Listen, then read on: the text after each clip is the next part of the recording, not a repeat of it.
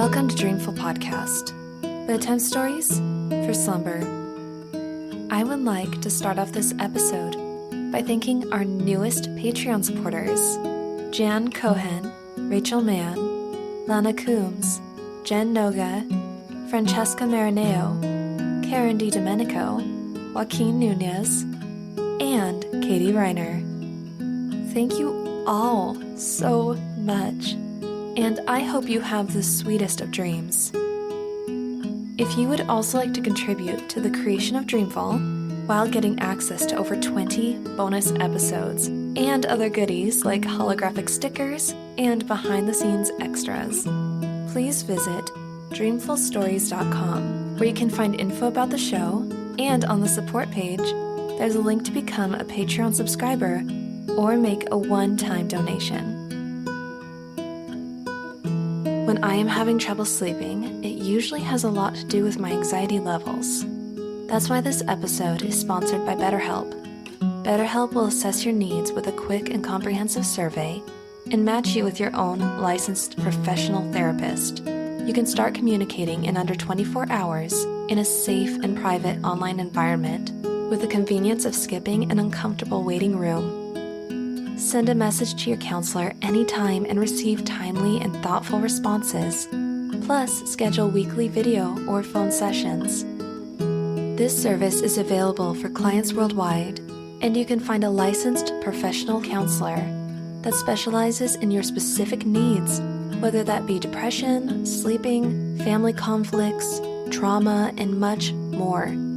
Best of all, it's more affordable than offline counseling, and financial aid is available. Start living a happier life today.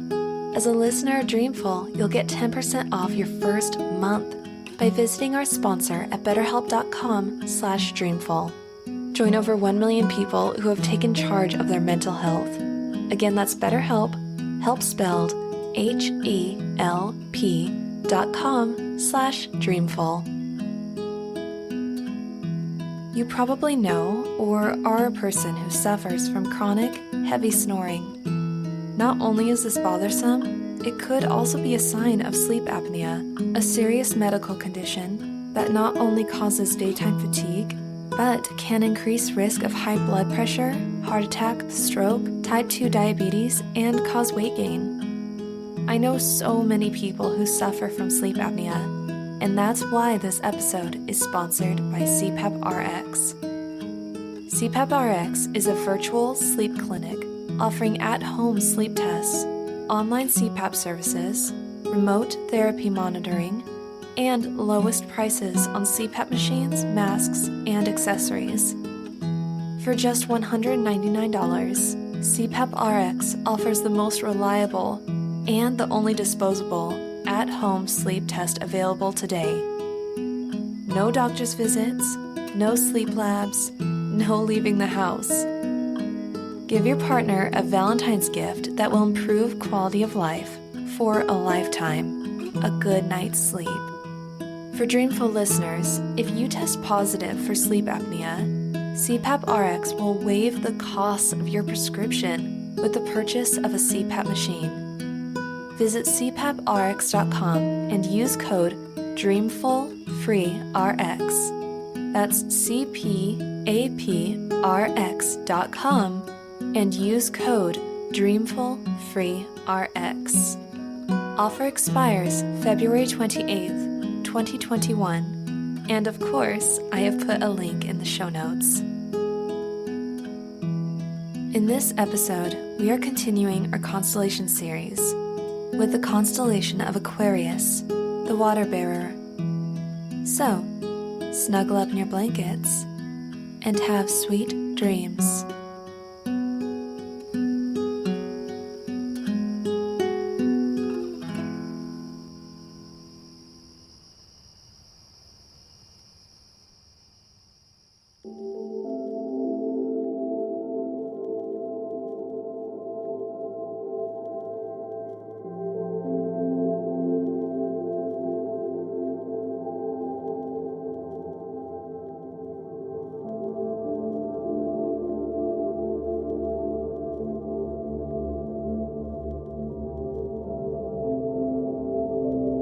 Nestled amongst a cluster of water constellations, in a region of the cosmos called the sea, is Aquarius.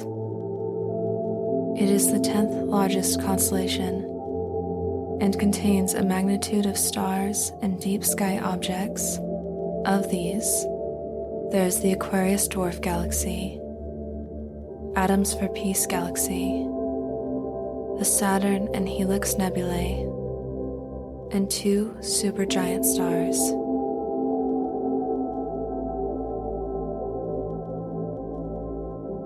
Ptolemy, an Alexandrian astronomer, first catalogued Aquarius in the 2nd century AD. The image of numerous stars, flowing like water, is mutually agreed upon no matter the culture or point in history. In Hindu astrology, this constellation is known as Kumbha, or the pot, an integral symbol of life and fertility.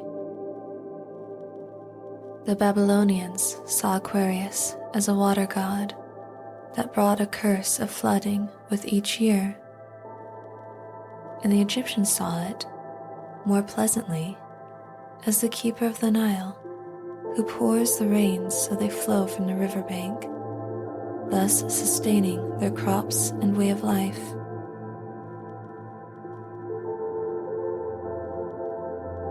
The Greek myth of Aquarius, the water-bearer, tells the tale of Ganymede. In Troy, there was Tros, lord of the Trojans. Tros was the father to 3 spectacular young men: Aeolus, the founder of Ilium; Assaracus, heir of Troy; and Ganymede, who was more beautiful than any other mortal. Ganymede tended a flock of sheep for his family, as he had done for years, taking great pleasure in the peace and freedom that came with being a shepherd. However, the gods favored Ganymede and had another destiny in mind for him.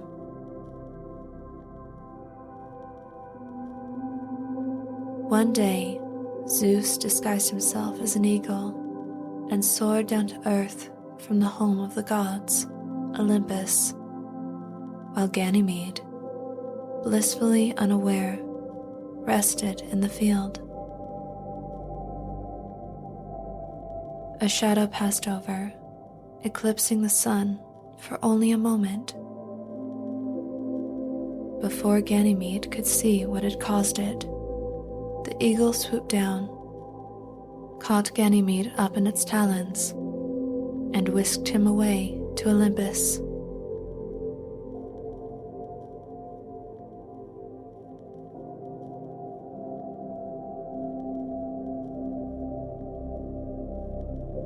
Upon arriving at Olympus, the eagle released Ganymede and resumed his form as Zeus.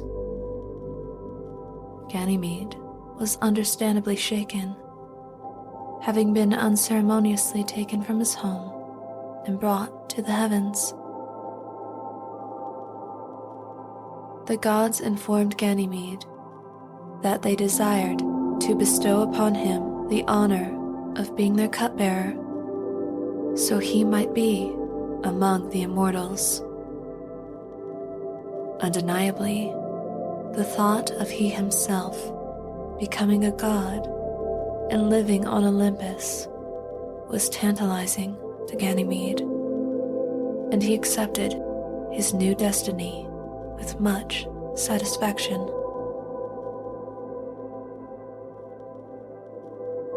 Meanwhile on Earth, Ganymede's father, Tros, was heartbroken when his son had not returned from his shepherding duties.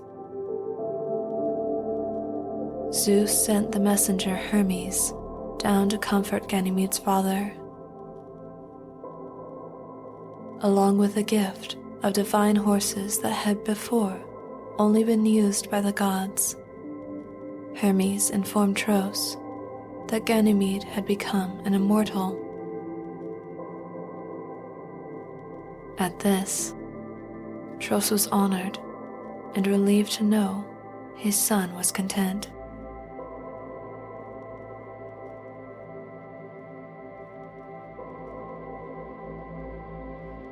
As the cupbearer, Ganymede was at the beck and call of all the gods. He served them water, wine, and ambrosia, a drink of the gods that would give immortality to any who consume it. At first, he would serve them with honor and gladness. But after a time, Zeus's demands became more and more unbearable. Ganymede was eventually filled with resentment and regret for the simple life he had left behind. What was once his grand destiny now felt like enslavement. Having had enough, Ganymede took up the jars of ambrosia, wine, and water, and in an act of defiance, poured them out. As the liquid flowed from Olympus, it rained down upon the earth for days on end, which caused great flooding. The gods called for Zeus to punish Ganymede for his petulance, but Zeus thought it a terrible waste of such beauty. So instead, Zeus sent Ganymede to spend the rest of his immortality in the sky, forever suspended in time, pouring stars from his heavenly vessel.